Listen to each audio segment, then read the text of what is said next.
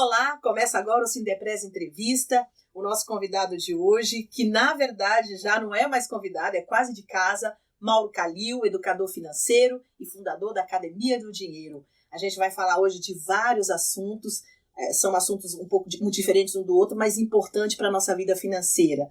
Mauro, super obrigada pela sua visita mais uma vez aqui com a gente. Um prazer enorme estar aqui com vocês no Sindepres. Vamos lá. Eu preciso te dizer que assim, a sua volta é em função do sucesso da primeira entrevista em 2016, tá? Então a gente tem aí uma informação de que assim, foi um sucesso mesmo, as pessoas mandaram mensagem, parabenizaram pela entrevista, falou que valeu a pena e por isso a gente está aqui repetindo a dose. Um prazer.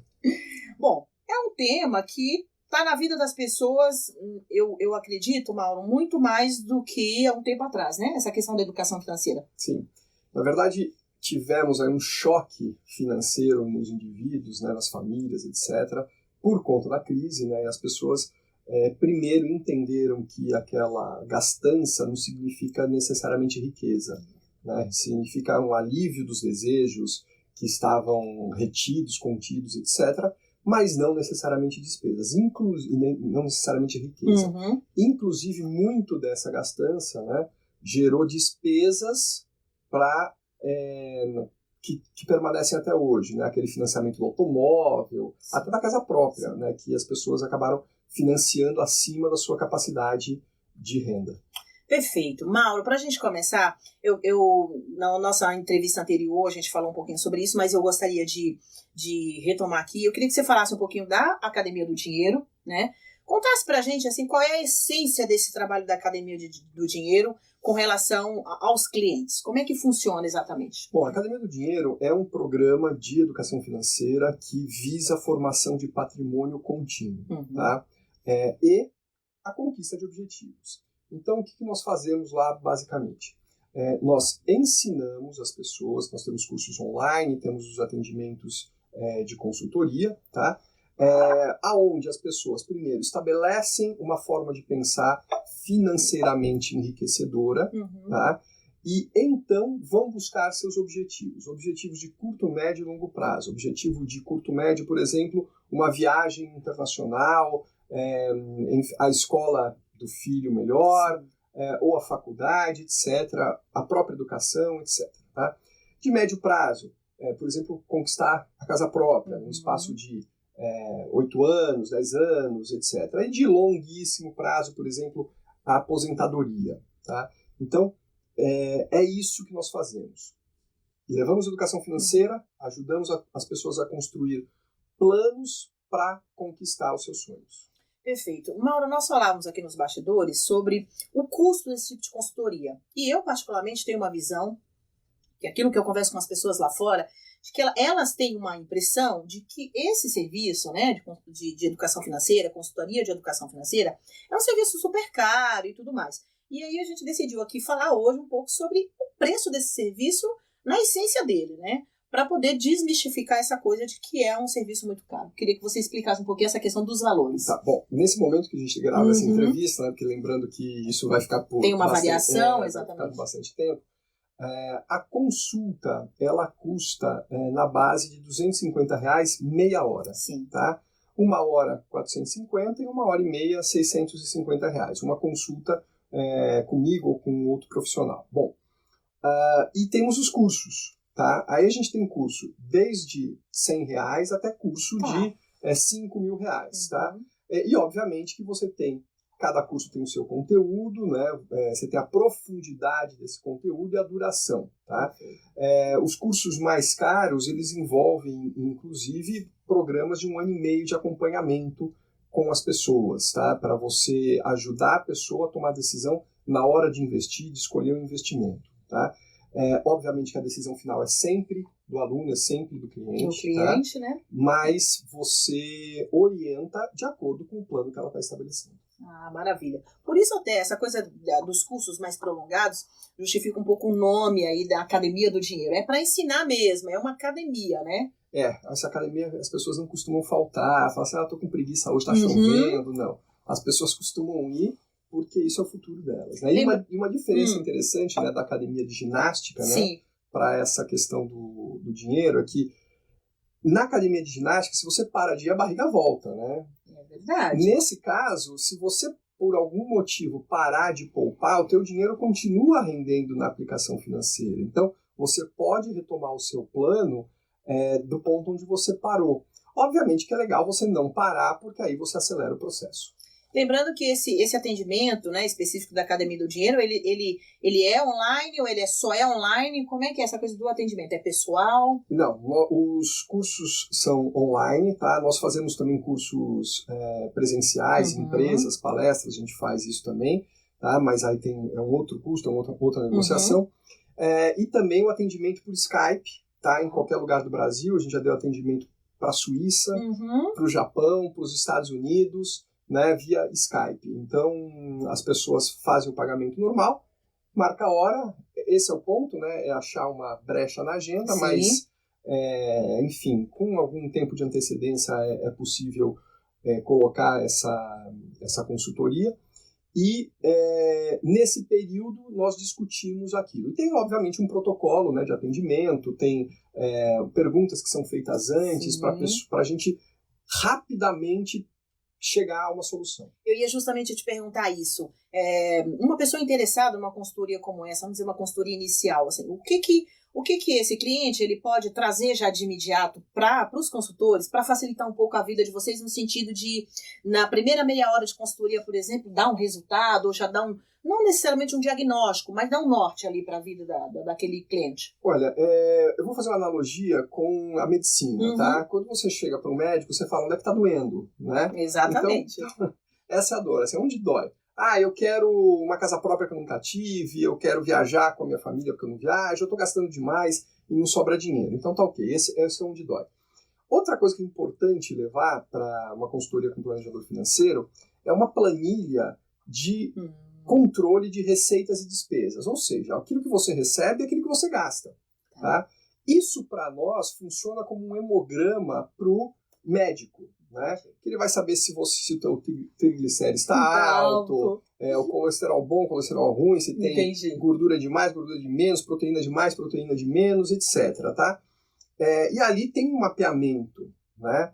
E como eu costumo dizer, né, diga-me como tu gastas que eu te direi quem tu és. Né? É isso mesmo. Então, por aquilo a gente consegue enxergar nas pessoas o que é importante, o que não é, e estabelece-se um diálogo dentro do protocolo da Academia do Dinheiro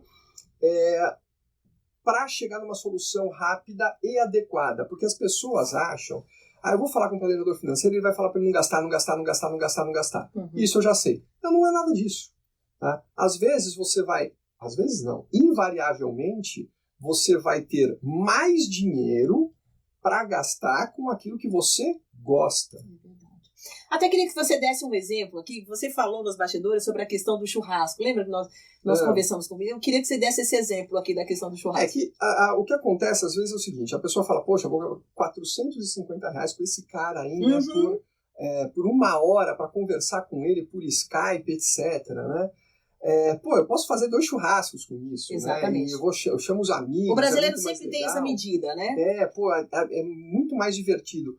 O ponto é que essa 1 hora de consultoria pode te perpetuar o prazer do churrasco, ou do seu hobby, ou de todos os seus sonhos. Né? Pode trazer isso para o resto da sua vida. Né? Então, e muitas vezes, eu diria, coisa de 40%, 50% dos nossos clientes, eles fazem uma consulta e depois eles ficam indicando amigos. Entendi. Tá? Porque resolveu aquele problema, e o patrimônio das pessoas caminha. E outras pessoas precisam de um retorno. Tá? Agora, geralmente o que acontece? Faz uma consulta, estabelece um plano e a gente vai monitorando aquele plano a cada 6 ou 12 meses. Tá? Para ver se a coisa realmente está andando do jeito que precisa. Está dando resultado e está produzindo. Mauro, agora sim, a gente... Né, na verdade, a gente já começou nossa conversa, mas a ideia era começar isso falando da recuperação da economia brasileira. Achei oportuno falar dessa coisa do funcionamento da Academia do Dinheiro para as pessoas entenderem. E a ideia é fazer com que as pessoas desperte nas pessoas interesse em começar a usufruir esse tipo de serviço, né? Em especial em tempos tão difíceis, né, como a gente está vivendo. Agora sim, eu queria que você falasse sobre o seu ponto de vista, a leitura que você tem feito enquanto especialista na área econômica, na área financeira, sobre a recuperação da nossa economia em 2017. Você tem sido otimista e por quê? Bom, eu não sei se eu estou otimista, eu estou menos pessimista. Tá. Eu acho que a nossa realidade em 2017 será melhor do que a que tivemos em 2016. Um índice muito claro, a inflação está mostrando isso. Tá? Nós tivemos uma queda de 4 pontos percentuais na inflação, ou seja, a gente saiu lá de 10,5% para 6,5%, um pouquinho abaixo disso, tá? Números grossos. E isso foi uma surpresa muito agradável, né? Essa, inclusive, eu errei ainda bem. É verdade, né, Mauro? Você errou essa. Eu errei, mas você acertou muita coisa, né? A gente fala agora do que você acertou. Do dólar, enfim, da questão do desemprego, que foi algo que eu falei, olha, a gente vai passar de 12% de desemprego e passamos, infelizmente, tá? O desemprego ainda, nesses primeiros meses do ano, ele tende a aumentar, mas eu acredito que no segundo semestre, último trimestre, se não estabiliza, começa já a recuperar. Começa já a dar uma recuada no aumento? Eu acho que o índice de desemprego começa a cair. Tá? O ponto é que a gente tem muitas pessoas desocupadas. Né? Inclusive entrou agora em evidência os desalentados, que é aquelas pessoas que já nem saem atrás de procurar ocupação porque sabem que não vão encontrar. Né? Isso é muito triste. Bom, agora, medidas precisam passar. Tá? Medidas impopulares, enfim, pode ser. Tá? É o mal necessário, Mário, agora? O remédio é amargo. O que acontece, que eu vejo a sociedade com muito foco na discussão de como os trabalhadores, né, vão perder ou vão ganhar. E a gente devia estar vendo, por exemplo, a previdência de políticos, né, dessas classes que são muito mais acalentadas, vamos dizer assim, pelas medidas previdenciárias. Né? Então, você tem todo um poder público que tem altas aposentadorias, tá? E que realmente pesam no bolo como um todo. Porque os valores são altíssimos, né, Mauro? Esse é o ponto. Quer dizer, é um número pequeno de pessoas, mas com um valor de aposentadoria muito grande. Tem gente que recebe 30 mil reais por mês. Então, esse é o problema. Aquilo que a gente chama de diagrama de Pareto, né? Ou curva ABC, enfim, tecnicamente falando. 20% das pessoas recebem 80% dos benefícios, tá? Então, na verdade, em mexendo nesses 20%, todos os 80% restantes não precisariam ter um choque. Tá? Essa coisa de aumentar para 49 anos de trabalho, etc. e tal. Não precisariam pagar o preço, essa é a grande verdade. Exatamente, não precisam pagar o preço. Eu vou interromper o seu raciocínio para a gente chamar o primeiro intervalo e a gente continua o segundo, pode ser? Pode ser. Eu sei que é ruim, mas enfim, eu tenho que fazer isso, senão eu vou extrapolar aqui. A gente vai para o nosso primeiro intervalo e voltamos em 1 minuto. Para os associados que procuram descanso nas férias, fim de semana e feriados, a colônia de férias Sindepres de Praia Grande é um privilégio. A poucos minutos de São Paulo, possui chalés com capacidade para 6 pessoas, todos equipados com fogão, geladeira, micro-ondas, utensílios de cozinha, ar-condicionado, ventilador e televisão LCD. Não deixe de fazer sua reserva. E para você que não é associado, não perca tempo e associe-se para desfrutar deste benefício. Mais informações pelos telefones 0800 55 26 23 ou 11 31 13 0500. Site www.sindepres.org.br. E-mail benefícios@sindepres.org.br. Estamos de volta com o segundo bloco do Sindepres Entrevista. Hoje a gente está recebendo aqui no estúdio Mauro Kalil. Ele é educador financeiro e fundador da Academia do Dinheiro. A gente está falando aqui sobre temas relacionados à educação financeira e que é importantíssimo para a nossa vida. Bom, retomando aqui o seu raciocínio, nós começamos, a gente estava falando da recuperação da economia e você estava citando alguns pontos. A gente encerrou ali falando um pouquinho sobre a questão da previdência social. Bom, outro aspecto que precisa ser modificado é a CLT. Né? A nossa CLT é muito antiga, ela não contempla uma série de profissões que hoje existem, uma série de relações que evoluíram, inclusive dos sindicatos, né? Que é muito bom, quer dizer, o sindicato negociando com o sindicato dos empregados, negociando com o sindicato dos empregadores, né? Chegam a um acordo que é bom para todo mundo e a CLT não contempla isso. Isso é horrível, né? Porque te dá uma insegurança jurídica, etc. e tal. E a questão que é incrível, né? Mas é paradoxal, mas é verdadeiro, quando você protege demais o emprego, tá? Você evita que o emprego aconteça. Né? Porque se contratar é fácil, né? Demitir é terrível. Então, pelo medo de demitir, eu já nem contrato. Entendi. Né? E isso é ruim. Né? Então, é a mesma coisa que você fala, poxa, eu não vou pular de 5 metros de altura porque eu vou me machucar. Então, quer dizer, pelo medo de me machucar, eu não faço isso. E esse sentimento fica com o empregador, para aquelas pessoas que geram emprego. Por outro lado, a gente fica dependendo, falando, o governo tem que gerar emprego, o governo tem que gerar emprego, o governo tem... Fica colocando a culpa ou a responsabilidade ou a esperança em um único ente, que é o governo. Se você flexibiliza a CLT, você esparrama as possibilidades pela sociedade de geração de empregos, né, melhores, mais rentáveis, etc. Né, e aí você tira o peso ou a esperança de um único ente, que é o governo. Mauro, aqui você já sabe disso, mas nós representamos, por exemplo, trabalhadores terceirizados e temporários no estado de São Paulo de alguns setores, não são todos, né? E como é que você tem acompanhado essa questão, por exemplo, da terceirização? Olha, eu acredito que é um ótimo caminho, tá? Algumas pessoas falam que a terceirização, como é que é uma forma de burlar. Não é, porque, na verdade, o terceirizado, ele tem todos os benefícios trabalhistas. CLT, exatamente, que é o que a gente sempre fala aqui. Ele tem todos os benefícios trabalhistas do CLT. Né? Então, mas ele não está dando emprego. Não, está dando, de uma forma mais flexível.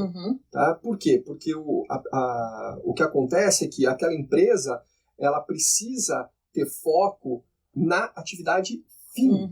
Né? E as atividades paralelas, as atividades meio, as atividades que não contribuem para o valor final do produto daquela empresa especificamente, mas em si tem muito valor, né, é muito bom que você terceirize, tá? Porque você tem muita flexibilidade, inclusive para o próprio empregador, para o próprio empregado. Né? Por quê? Imagina um caso muito simples, né? Quer dizer, o serviço de portaria. Tá? De repente, trocou-se a portaria de seres humanos por um porteiro eletrônico. Se aquela pessoa não está terceirizado, ela perdeu o emprego. Exatamente. E ela está assim, no mar, sem boia. Ok? Se ela está terceirizada, aquela empresa que já está buscando uma nova colocação, porque ela está buscando um novo cliente, que ela falou, eu tenho uma mão de obra aqui que já está treinada, bonitinha e tal, e eu quero buscar um novo cliente. Pode ser reaproveitado em muito mais rapidamente. Exatamente. Para a gente encerrar essa parte aqui sobre recuperação da economia brasileira em 2017, eu queria que você falasse qual é a sua... você está otimista para esse crescimento que tem sido colocado aí para 2017 do país? Olha, eu não acredito nesse crescimento, tá? De meio ponto percentual, etc. É até possível que aconteça, tá? Mas eu acredito que a gente vai ficar mais perto aí do zero ou ainda do campo negativo. Porque não vamos esquecer que a gente está saindo de menos 3,5. Exatamente. Né? Então, é algo muito audacioso. Né? Quer dizer, você, obviamente, você saiu lá de um patamar, ok? E como que a gente vai chegar? Se a gente chegar no 0-0 no final do ano, tá bom demais. Tá? A gente já parou de andar para trás. Eu costumo dizer que o PIB, o dólar, esses grandes números macroeconômicos, eles são como um transatlântico. Você estava dando ré. Agora você desligou o motor da ré. Então você está desacelerando essa ré, vai ter um momento que para, e aí o motor começa a trabalhar para frente. Então, mas é um transatlântico, não é uma lanchinha, não é uma moto, entendeu? E o Brasil representa isso, né? Um transatlântico. Bom, agora voltando aqui um pouquinho para por essas questões mais financeiras da vida pessoal das pessoas, eu queria que você falasse, e aí sim é um assunto de forma mais ampla, porém eu queria que você falasse do ponto de vista mais pessoal, que é a questão do saque do FGTS inativo, né? Que o governo anunciou a liberação desse dinheiro, ainda não está determinada aí as regras, né, para o saque desse dinheiro, mas o que a gente observa é que já tem, por exemplo, pessoas contando com esse dinheiro para uma série de coisas, já tem pessoas gastando esse dinheiro, fazendo dívidas. Você, enquanto educador financeiro, qual que é o recado que você manda aí para o povo brasileiro que vai sacar todo esse dinheiro aqui? O FGTS, que se você já precisou do FGTS, você viu com a burocracia para tirar o FGTS. Para sacar, né? O FGTS. E isso porque tem uma normalidade, tem um procedimento que todo mundo conhece, etc., que é uma coisa normal, é o dia a dia do pessoal lá da Caixa Econômica Federal, etc. Imagina com regras novas, como que vai ser. Então, primeiro, nesse momento que a gente grava a entrevista, não existem essas regras. A gente não sabe qual é o prazo, etc. E já tem banco, inclusive, oferecendo linha de crédito para você pagar quando sacar o seu FGTS, que você nem sabe quanto é de fato. Exatamente. Eu vi essa notícia e fiquei um pouco assustada, Mauro. Isso é uma coisa muito delicada, né? Para quem está pensando em já ir adquirir esse empréstimo. Como é que é? O banco já está me antecipando o que eu posso receber? O que você não sabe quanto e o que eu não sei o quanto é, exatamente. Então, isso é complicado. Quer dizer, você vai contratar uma dívida sem saber qual vai ser aquela garantia, se ela vai chegar ou não, em que prazo, etc. Isso é muito ruim, não faça isso, tá? Agora, esse dinheiro vai sair mais cedo ou mais tarde. Sim. Qual é o destino desse dinheiro? O primeiro destino, se você tem dívidas, pega esse dinheiro e pague as suas dívidas, tá? Pague lá o rotativo do cartão de crédito, o cheque especial. Que tem juros abusivos, né? Isso. Se você tem algum financiamento pequeno que seja, tente quitar esse financiamento, ok? Tá. Sobrou dinheiro ou não tem dívidas, invista esse dinheiro, invista lá na sua aposentadoria, invista para um sonho que você quer conquistar, uma viagem que seja, tá? Ou vai fazer uma compra, primeiro invista, depois saia procurando preços melhores e então faça essa compra. Esse é o destino correto do FGTS, é a mesma coisa se você estivesse recebendo o 13º salário. O que fazer? Primeiro pagar dívidas, depois invista, depois aumente o seu consumo. Maravilha, então tá. Maura, eu queria falar agora de uma... Todo início de ano, né, o brasileiro, as pessoas em geral têm o hábito de combinar sonhos, de desenhar sonhos ou de planejar sonhos, né? Seja comprar uma casa, seja fazer uma viagem, seja comprar um carro, enfim, até sonhos menores. Eu me lembro que uma vez, por exemplo, no início de um ano aí, eu planejei tirar minha carteira de habilitação, né? Então, é isso aí. Depende da sua situação, você planeja o seu sonho. E eu queria ouvir de você, para esse tipo de objetivo, né? Como é que a pessoa tem que se comportar de forma financeira, por exemplo, para a realização de qualquer um desses sonhos que seja? Isso a parte que eu mais gosto de fazer no planejamento financeiro é essa, né? De dar vazão e concretização de sonhos das pessoas. Isso é muito gostoso, sabe? Bom, primeiro você tem que estabelecer qual é o seu sonho, tá? E colocar prioridades. Então, meu primeiro sonho é a casa própria. Poxa, um sonho grande. Um sonho grande, a longo prazo. Isso, que vai demorar um pouco mais.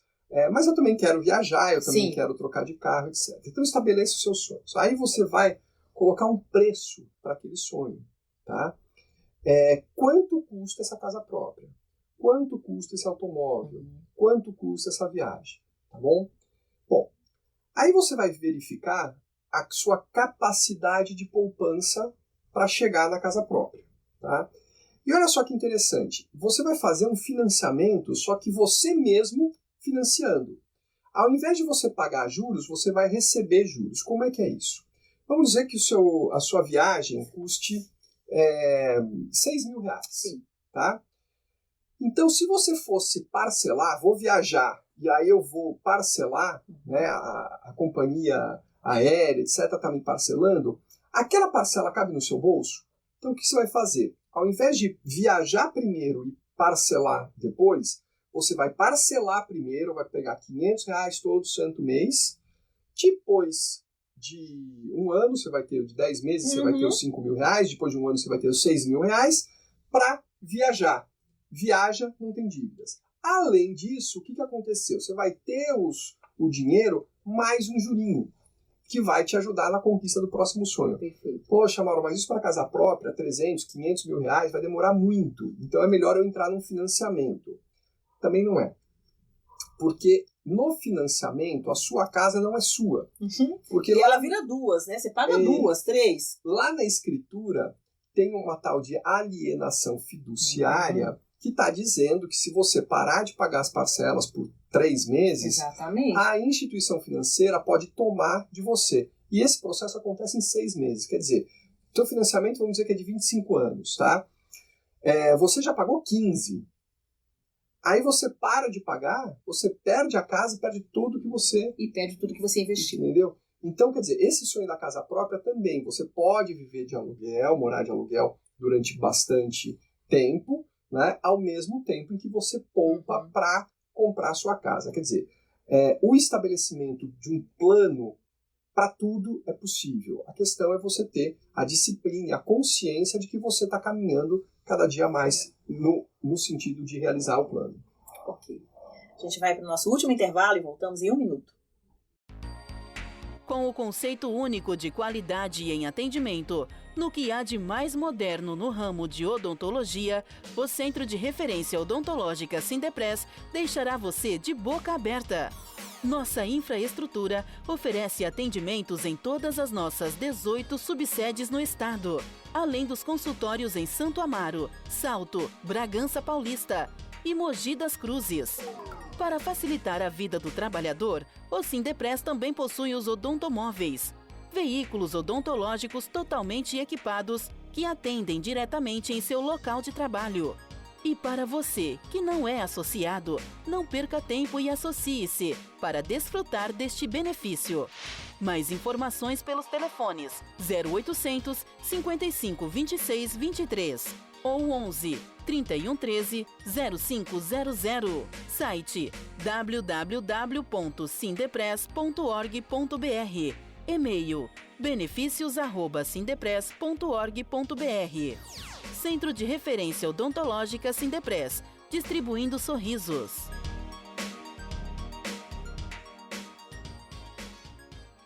Estamos de volta com o Sindepres Entrevista, que recebe hoje no estúdio Mauro Calil, educador financeiro e fundador da Academia do Dinheiro.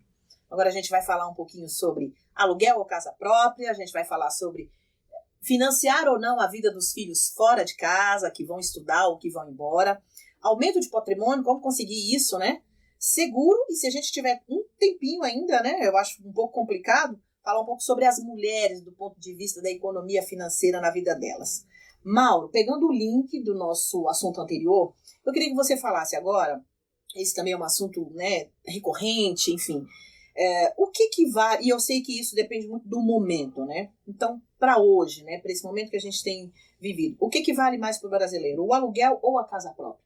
Bom, essa conta ela é válida quando nós temos um montante financeiro que equivale a uma casa própria, aí você decide, eu compro ou eu alugo, tá? No momento atual, vale muito mais a pena você alugar, colocar numa aplicação financeira o seu dinheiro. Por quê? Porque você vai estar pagando no aluguel mais ou menos 0,30%, 0,35% do valor do imóvel, enquanto que você recebe praticamente 1% nas suas aplicações financeiras. Porém, essas coisas mudam, tá? A Selic provavelmente vai baixar um pouco mais, então pode ser que essa distância diminua, tá? Agora, esse raciocínio ele é muito bom e eu sou um defensor assíduo, tá, de você ter uma casa, tá? Seja a escritura no seu nome, sem alienação fiduciária, como eu falei no outro bloco. Porque se tiver alienação não é sua. Não é sua, tá? Seja na questão de você ter um montante financeiro bastante grande em aplicações financeiras que te paguem o aluguel aonde você quiser morar, tá? E hoje em dia o melhor caminho para você ter isso é ter esse montante financeiro em fundos imobiliários, tá? Que é um tipo de aplicação financeira bem moderno. Que está em alta, que te traz bastante segurança, etc. e tal, e que te garante a perpetuidade do pagamento do seu aluguel dentro do padrão, obviamente, que você estabeleceu. Que você estabeleceu com a MV. Então, agora, o que é muito importante que todo mundo saiba, nós somos classe média, tá? E a casa própria é um dos itens que mais contribuem para o patrimônio da classe média no mundo inteiro. Tá? Às vezes 30%, 40%, 50%, 80% do seu patrimônio está na sua casa própria. Tá? Então é muito importante que você estabeleça um plano para realmente conquistar a sua casa própria, seja na escritura, seja no montante financeiro que equivale a uma casa.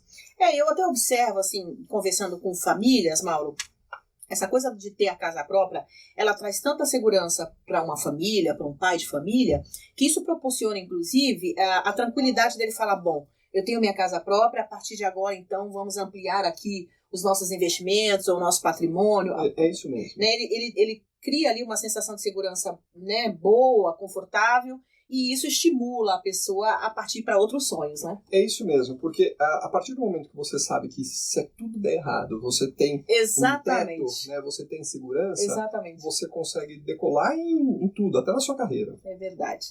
Bom, agora a gente vai acelerar um pouquinho aqui para ver se dá tempo a gente falar um pouquinho de tudo. Outro aspecto, né, que a gente observa, assim, que é um grande problema, é muito discutido entre as famílias, é a questão do financiamento da vida dos filhos quando eles saem de casa, seja para estudar, seja para porque realmente decidiram sair, enfim. Eu queria ouvir a sua opinião sobre qual postura os pais devem ter mediante esse tipo de situação, por exemplo. Não, ou a melhor postura. Na verdade, assim, os filhos que querem sair de casa para estudar em locais melhores, isso tem que ser estimulado. Tá? Porque a vida da criança, né, enfim, depois é quem vai cuidar de você na terceira idade. Né? Então, quer dizer que a carreira da criança decole. Isso tudo sempre é bom. Tá? Eu não conheço alguém que tenha se arrependido de ter estudado. Tá? Eu conheço muitas pessoas que se arrependeram de não aproveitar oportunidades que tiveram. Inclusive pessoas abastadas, né, que tiveram a oportunidade de estudar em boas escolas, etc. e tal, e desperdiçaram e o tempo não volta. E hoje paga o preço por isso. Né? Então, isso tem que ser estimulado. Mais uma vez, é possível estabelecer um plano para você mandar o seu filho para a faculdade, para escolas melhores, para intercâmbio no exterior, enfim. Tudo é possível, tá? Agora, quanto antes começar melhor a pensar nisso. Esse planejamento. Né? E colocar na criança, né, esse tipo de pensamento, né, de que o estudo é bom, né? É muito melhor estudar do que ficar jogando videogame. Eu queria que você falasse um pouquinho mais sobre esse aspecto. Por exemplo, eu ouço muito, isso em várias classes sociais, média, alta, enfim, essa coisa de vou financiar a vida do meu filho fora, mas não, existe um papel importante que os pais também têm que fazer, que é de impulsionar ele a ter sua vida própria, a ter mais responsabilidades, porque às vezes a gente vê assim, os pais oferecem tanto conforto que o filho, na verdade, passa até por um processo de faculdade, mas volta um jovem sem aquela aspiração, né, de trabalhar, de cuidar das suas próprias finanças. Então, assim, eu queria saber o seguinte, qual que é a técnica quando um pai, por exemplo, tem que incentivar o filho, por exemplo, a arcar com seus custos, por exemplo? Porque essa é a realidade de muitos brasileiros, você sabe disso? Sim. Nem todo mundo pode proporcionar vida tranquila para os filhos. Essas pessoas que não podem proporcionar uma vida tranquila para os filhos, elas educam melhor os filhos para a realidade, tá? Os problemas que nós vemos são justamente aquelas pessoas muito abastadas que protegem seus filhos, e aí quando eles vão para o mar ou para a selva, eles não conseguem se virar, tá? Porque a família de menos posses, isso é estatístico no mundo inteiro, até nos Estados Unidos, tá? Você vê que as pessoas que ascendem mais rapidamente na sociedade americana são aquelas que tiveram uma infância e juventude menos abastada. Não estou dizendo necessariamente pobre, tá?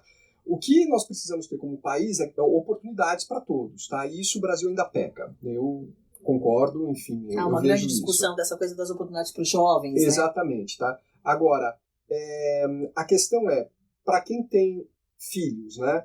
Você tem que, a partir de um certo momento, você vai na mesada, né? Você fala assim, olha, a mesada é aquela, não tem um centavo a mais. Né? E você se vira com o dinheiro que tem. Tem limite, tem critérios. Exatamente. Né? Quando você está com um orçamento apertado, você não pode comprar um sorvete, porque você tem que falar, não tem dinheiro, né? E falar abertamente. Né? Essa transparência já vai colocando na cabeça da criança a responsabilidade sobre o dinheiro. Isso já é um processo de educação financeira, Exatamente, na verdade, né? Que nasce ali na adolescência.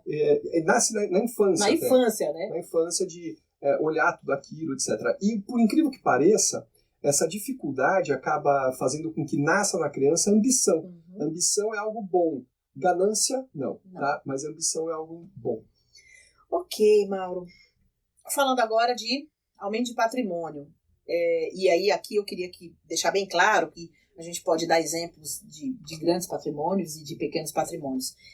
E você tem falado sobre isso, já li alguns artigos onde você fala, por exemplo, da questão dos cortes, né, dos supérfluos na vida das pessoas, para proporcionar justamente esse aumento de patrimônio. Eu queria que você falasse um pouquinho disso.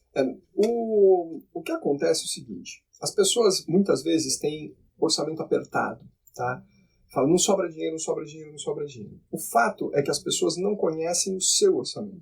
Elas não têm aquela planilha de receitas e despesas, que é chato, com reconheço, é chato pra caramba. E aproveitando essa sua deixa, Mauro, isso é uma regra, ou seja, pela sua experiência com clientes no mercado, as pessoas têm essa planilha ou não? Elas nunca têm, a maioria não tem, o brasileiro não se preocupa? Não, a maioria esmagadora não tem. Tá? Faz uma contabilidade mental, acha que está gastando isso, gastando aquilo, é tudo ali etc. na cabeça. Mas não tem. E o ponto existem goteiras na nossa vida. Né? O que acontece?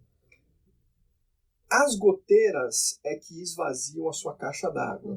Tá? Aquelas grandes contas, aluguel, o transporte, isso você sabe quanto você gasta.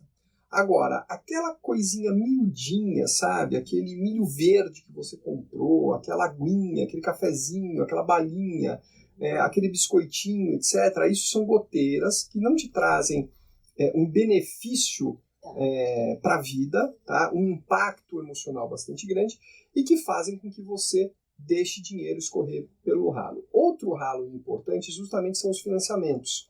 Tá? Quando você faz financiamento, você está pagando juro e esse juro também é uma goteira que você não precisa pagar. Portanto, se deixar de fazer financiamento, vai sobrar mais dinheiro. Entendi.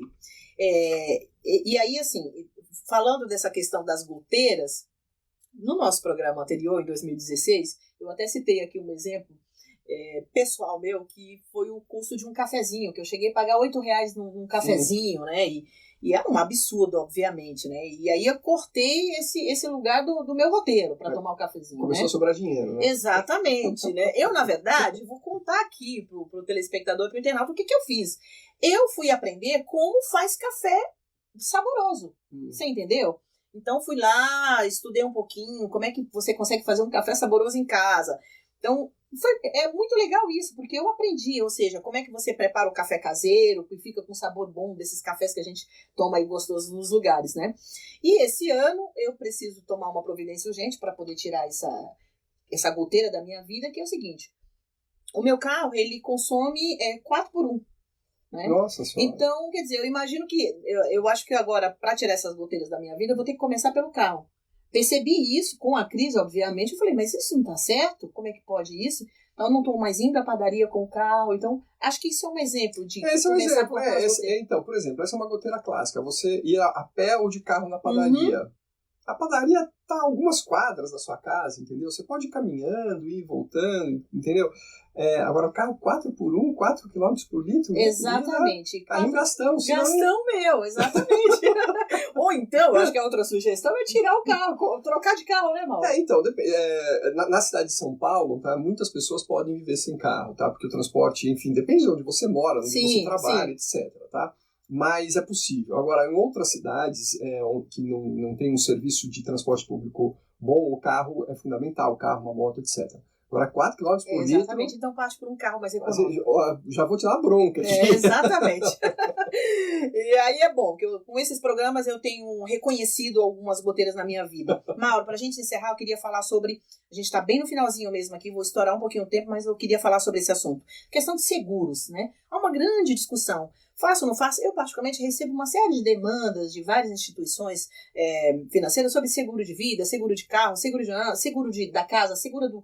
Enfim, qual que é realmente a necessidade de ter um seguro? Seguro é necessário, é uma despesa necessária. Quando que você faz seguro? Seguro você faz para proteger tudo aquilo que é de difícil ou impossível reposição. Tá? Então, vamos lá. Um celular, se você ganha R$1.000 e tem um celular de R$4.000, você comprou o celular errado. Tá? Começa por aí. Começa por aí. Então, quer dizer, esse celular pesa demais no teu orçamento, já não deveria ter comprado. Mas já que você comprou, você teria que fazer um seguro para esse celular, contra queda, contra furto, roubo, etc. Por quê? Porque você teria que trabalhar 4 meses só para repor aquilo, ou seja, de difícil reposição. Outro aspecto é aquilo que é de impossível reposição. Por exemplo, seguro de vida, seguro contra invalidez. Tá? De repente, na sua atividade profissional, você sofre um acidente que te impede de ter renda. Tá? Então, você precisa de um seguro para isso. A sua casa, né, que é um patrimônio bastante importante, é um seguro barato, deveria fazer. Tá? Quem tem carro, né, é impressionante, o brasileiro compra um automóvel que às vezes também é 20%, 30%, representa 20% ou 30% do patrimônio daquela pessoa, e ele não tem um seguro para aquilo. A maioria, né, do brasileiro faz isso. Coisa de 70% da frota brasileira não tem seguro. Tá? E é um objeto caro, é de difícil reposição. E mais, se você se envolve num acidente com terceiros, você ainda pode ser responsabilizado pelo automóvel do outro, ou num acidente que tem a vítima. Ainda assim, entendeu? Então, esse é o ponto. Seguro é uma despesa necessária e deve ser feito para tudo aquilo que é de difícil ou impossível reposição. Perfeito. Bom, acabou nosso tempo. O que ficou aqui para falar, a gente faz um novo programa, né, sobre os outros próximos temas. Eu queria que você deixasse aqui o site da Academia do Dinheiro e fizesse as suas últimas considerações aí. Bom, o site da Academia do Dinheiro é www.academiadodinheiro.com.br, academiadodinheiro.com.br. E é um prazer estar aqui com vocês no Sindipres. É um trabalho muito importante que vocês fazem, essa questão da educação financeira e todos os outros programas que vocês levam. Sempre estou à disposição. Basta nos convidar. Muito obrigado. Obrigada a você, Mauro. Bom, a todos que nos assistiram, um grande abraço e até o próximo programa.